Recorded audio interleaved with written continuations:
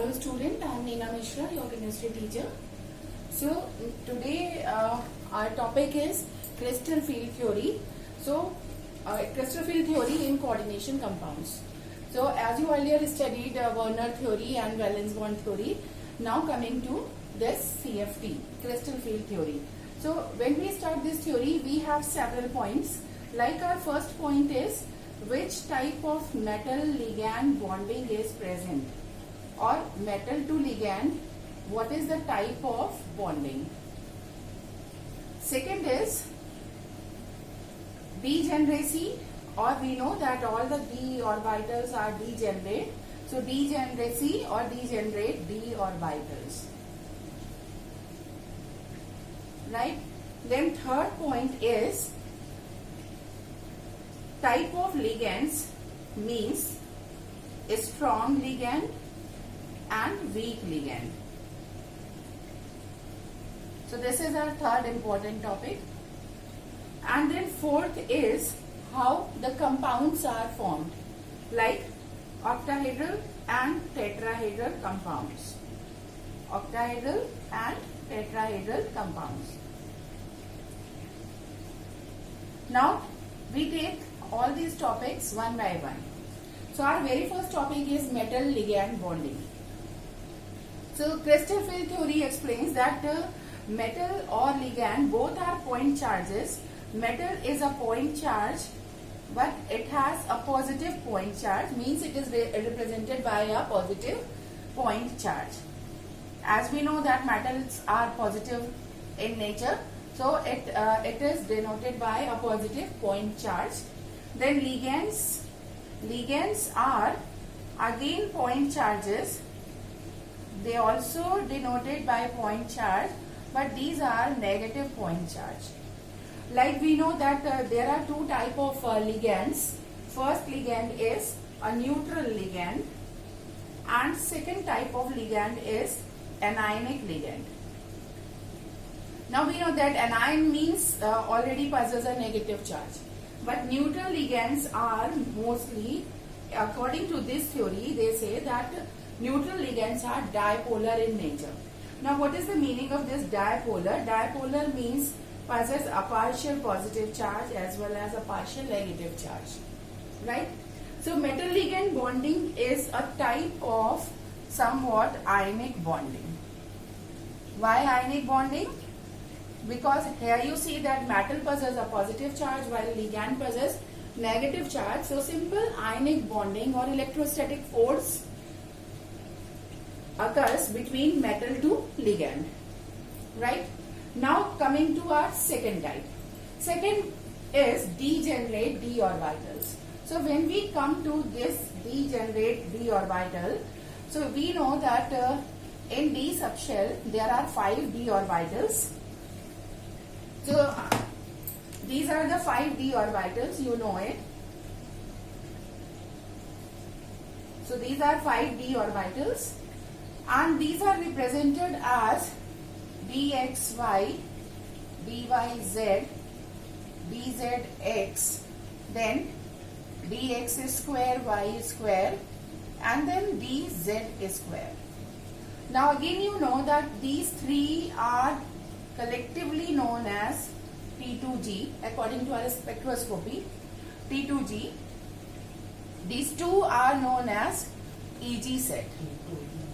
Now these three are in most of the cases, these three are always exist in between the axes. So all these three are in between the axis, while these two are on the axis. Now what is the meaning of this on the axis, in between the axis? So the meaning is that if we have x and y axis, these are our x and y axis. So if we place a double shape for d orbital like this, then it is known as dxy. Then second is like this. This is yz. Now again, if we take y and z axis, it is dyz. Now again DZX. So this is for DZX. Now these three are in between the two x's. All these three are always in between the two x's.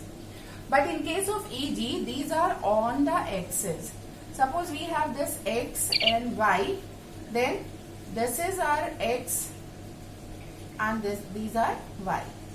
So x square minus y square is represented like this. Now we have dz square.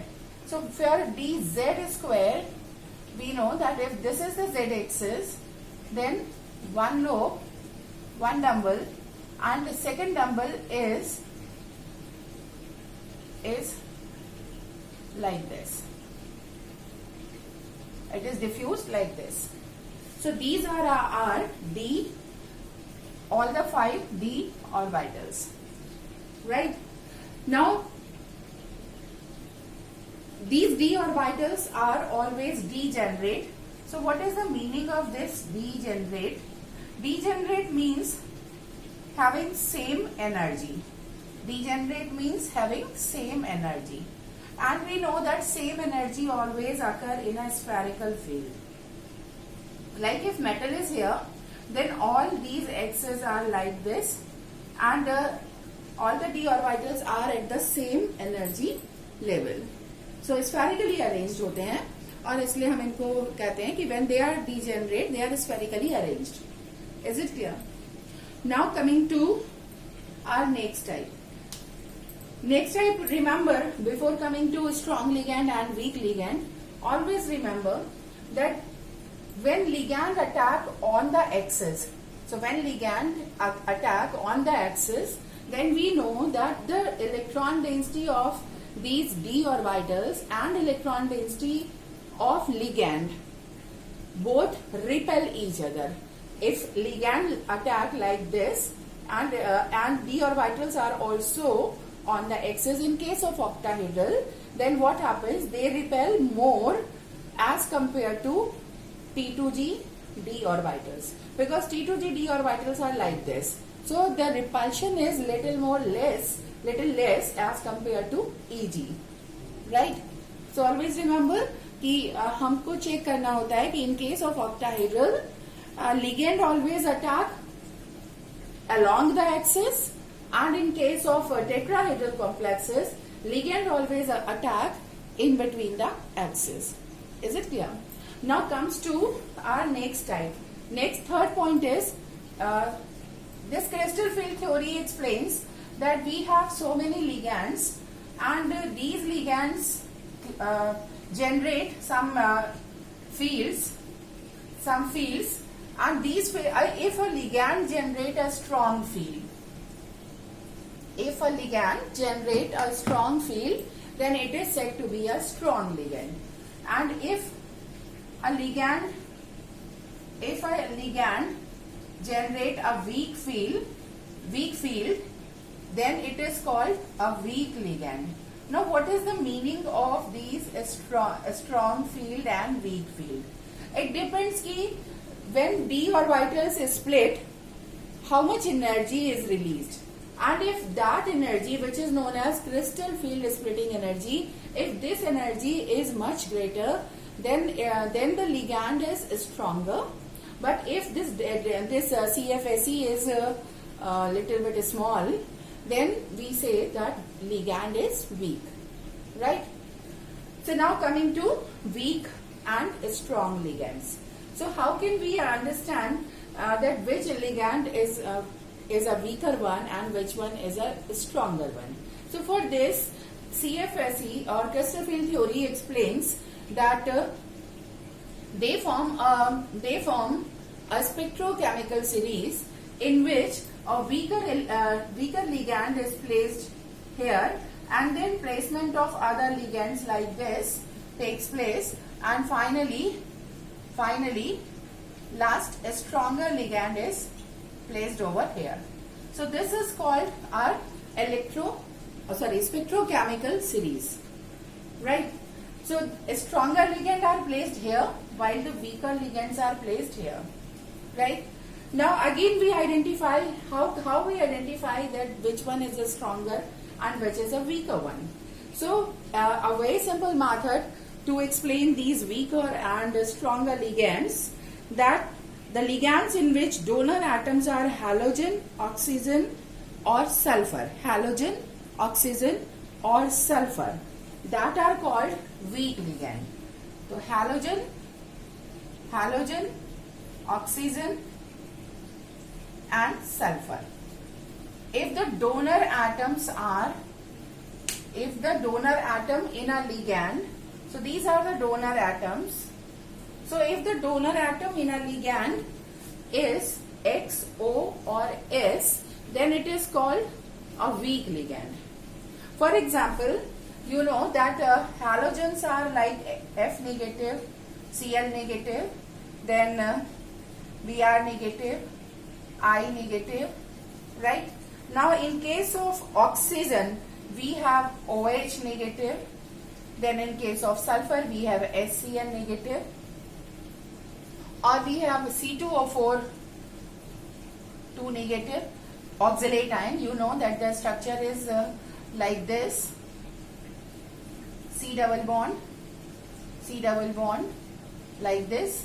So here 2 oxygen atoms are the donor atoms. Now in case of SCN, you know that this is an ambidentate ligand. So either it attacks through sulfur like HCN, or it attacks through NCS. So when it attacks through NCS, it is a stronger ligand, but when attack or donor atom is sulfur, then it is a weak ligand. Is it clear? Now comes to a strong ligand. So now for a strong ligand, the donor atoms are either carbon, nitrogen or phosphorus. So if these are donor atoms, in most of the cases, if these are donor atoms, then the ligand is called a strong ligand. For example, we have cyanide, Cn negative, CO, NH3. So you know that cyanide is again an ambidentate ligand, and in this ligand either C is the donor atom or N is the donor atom. But in both the cases you see that C or N, अगर ये दो donor atom हैं तो strong ligand होगा. सो किसी भी condition में it is a strong ligand. Then in ammonia, you know that nitrogen possesses one lone pair, so it is also a strong ligand. Similarly, ane, you know that the formula is CH2, NH2, NH2. Now in this case also, you know that there are two donor atoms, two donor nitrogen atom, and both these donate electron pair to the central metal atom. Then dimethyl glyoxime, and the formula is COO negative, CH2, NH2. Here again the donor atom is nitrogen, right? Then our next is EDTA. Again you know that EDTA is ethylene diamine tetraacetate. So it is also a strong ligand. It has 6 donor atoms, and at a time all these 6 atoms can donate their electron pairs. Then last example for phosphorus, in case of phosphorus, we have triphenyl phosphine. So this is triphenyl phosphine, or we can write like this also,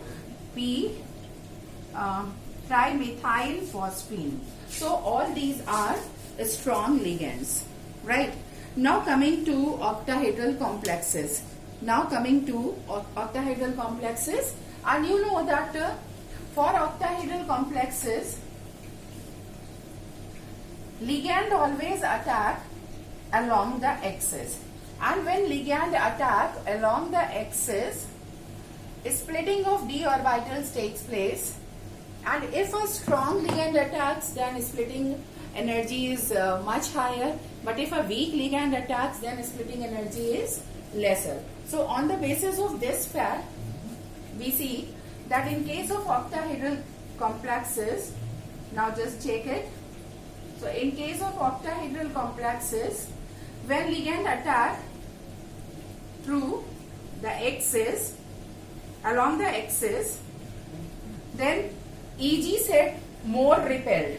So if Eg set feels more repulsion, then it moves to higher energy level as compared to T2G set. So this is our degenerate d orbitals. These are our degenerate d orbitals. Then these are again 5 d orbitals, average energy. So we write here like average energy of d orbitals in a spherical field. In a spherical field. But after the ligand's attack along the axis, now Eg set moves towards higher energy level while the T2G set moves towards the lower energy level.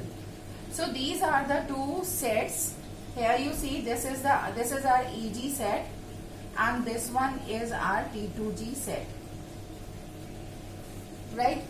Now what happens? This is the energy level from low to high. This total splitting energy is known as delta, that is a CFSE, crystal field splitting energy, and delta O. O means for octahedral complexes. So delta O means CFSE for octahedral complexes. Now this is known as our barycenter. So this one is our barycenter. Now this is the energy of Eg and this one is the energy of T2G. Now when we compare energy with respect to this delta O, so you know that there are total 5 orbitals, right? Among these 5, 3 तो हमारे lower energy पर आ गए, तो energy इनकी कितनी high हो जाएगी? Plus 3/5 delta O. Similarly, T2G, again we have 5, total 5 d orbitals, among which 2 are at higher energy level. तो एनर्जी इनकी कितनी डिक्रीज होगी? -2/5 delta O. So this is the diagram which represents the splitting of d orbitals in case of octahedral complexes. Is it clear? And it is just reverse for tetrahedral complexes. Now what is in tetrahedral complexes? So you know that in tetrahedral complexes, what happens, that ligand always attack through, or ligand always attack in between the axes. So if its side is in between the axes, then we know that T2G set is also in between the axes, right? So now T2G set feels more repulsion as compared to Eg. So now our energy diagram is like this. It just reverts to this one. So it is like this. 5 same degenerate d orbitals. Then 5. These are the 5 average energy of d orbitals in a spherical field. Same condition. Then splitting takes place, and now after splitting, this level is higher and the upper level is lower. Means energy diagram तो हमारा same यही चल रहा है. Energy level high and this is for low. Now again this is our barycenter. Here comes T2G because they feel more repulsion, so going to a higher energy level. And here this is Eg set feels less repulsion. So coming to this side, this total CFAC is now represented by delta T. As we know that delta T is crystal field spreading energy for tetrahedral complexes. Then after this, next is that this side energy is 2 by 5 delta T and this is 3 by 5 delta T. So this is for tetrahedral complexes. Is it clear? Now coming back to octahedral case. Now when we come again to this octahedral complexes case, so it is very easy for electrons, for 3 electrons, they enter very simply in T2G according to Hund's rule. Single electron can enter in each orbital. But after these 3 electrons, it is very difficult for 4th electron to move. Either it moves towards this side or it moves towards this side. So when it moves this side, means in T2G, then its configuration is for 4th electron, 2 conditions arises. If it occupies this space, then it will be T2G4 Eg0. But if it occupies this place, then it is T2G3 Eg1. Right? Now again one more word is here, pairing energy. So the energy required to pair up the electron is called pairing energy. Right? It is denoted by P, capital P. Now for this condition, here you see that pairing occurs. Right? Pairing occurs. And if pairing occurs, then always remember, first thing is, if pairing occurs, then ligand should be strong. So ligand should be a strong ligand which produces a large or which produces a strong field. That means it large amount of delta O is released.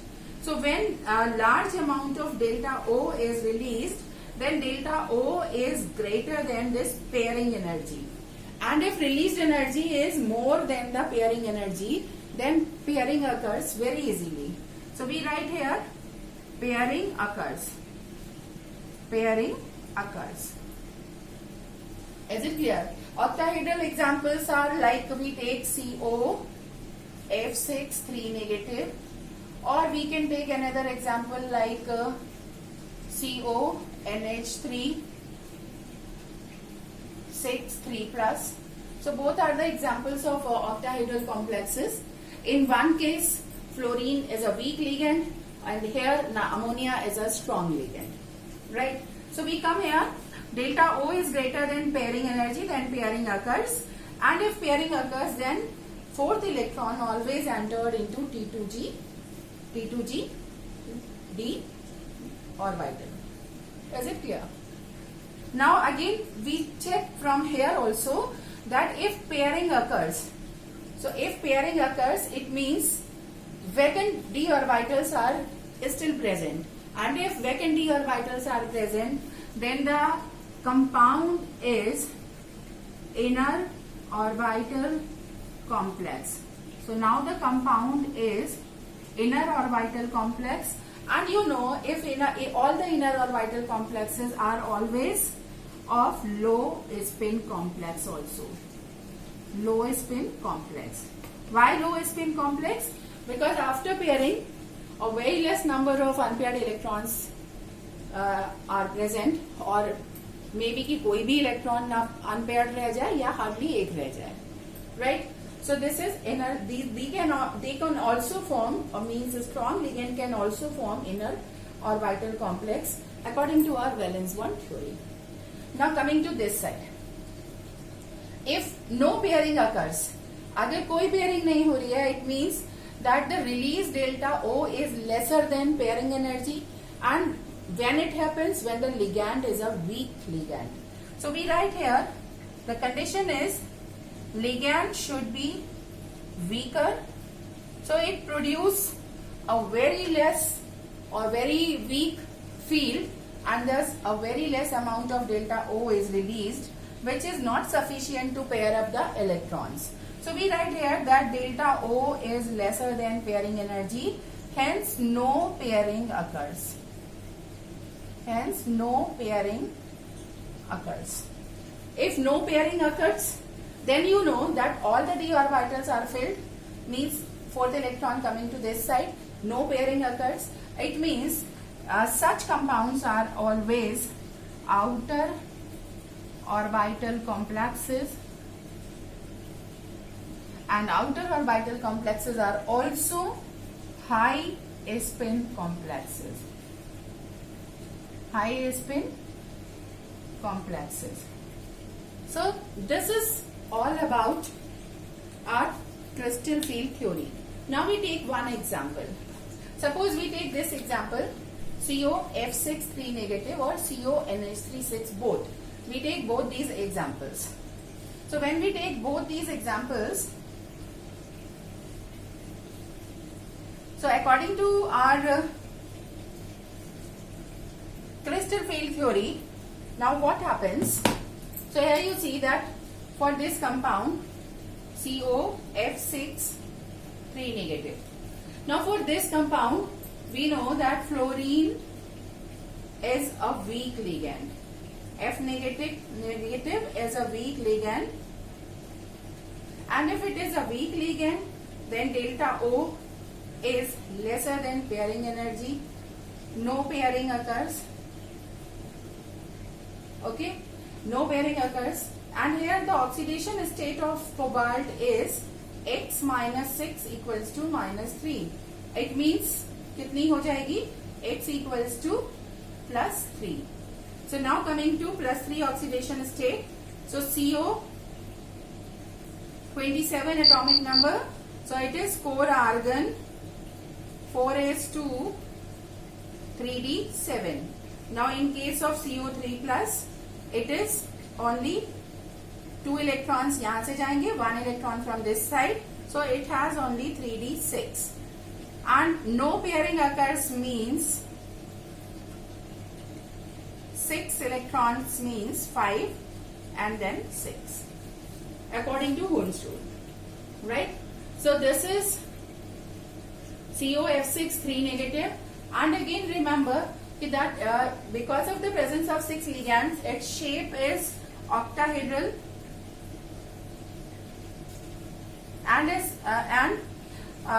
if no sharing takes place, it means inner d orbital नहीं form होगा, d अंदर का vacant नहीं हो रहा है, so it forms sp3d2, and as 4 unpaired electrons are present here, so it is paramagnetic. Is it clear? Now coming to second one, this one. Again you know that ammonia is a strong ligand.